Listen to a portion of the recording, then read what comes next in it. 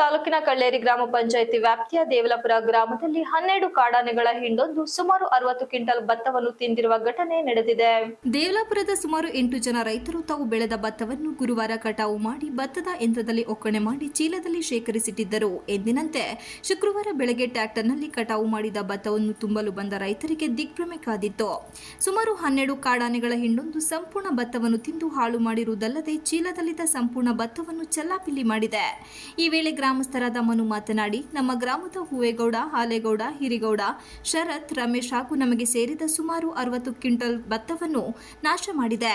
ಈಗಾಗಲೇ ಮಲೆನಾಡು ಭಾಗದಲ್ಲಿ ಕಾಡಾನೆಗಳ ಹಾವಳಿ ದಿನದಿಂದ ದಿನಕ್ಕೆ ಹೆಚ್ಚಾಗುತ್ತಿದೆ. ಕಷ್ಟಪಟ್ಟು ಮಾಡಿದ ಬೆಳೆ ನಾಶವಾಗುತ್ತಿದೆ. ಇವುಗಳ ಹಾವಳಿಯಿಂದ ಬೇಸತ್ತು ನಾವು ಏನು ಮಾಡದ ಪರಿಸ್ಥಿತಿ ಆಗಿದೆ. ಸುಮಾರು 3 ಲಕ್ಷ ಬೆಲೆ ಬಾಳುವ ರೈತರು ತಾವು ಬೆಳೆದಂತ ಭತ್ತ ತಿಂದು ಚೆಲ್ಲಾಪಿಲ್ಲಿ ಮಾಡಿದೆ.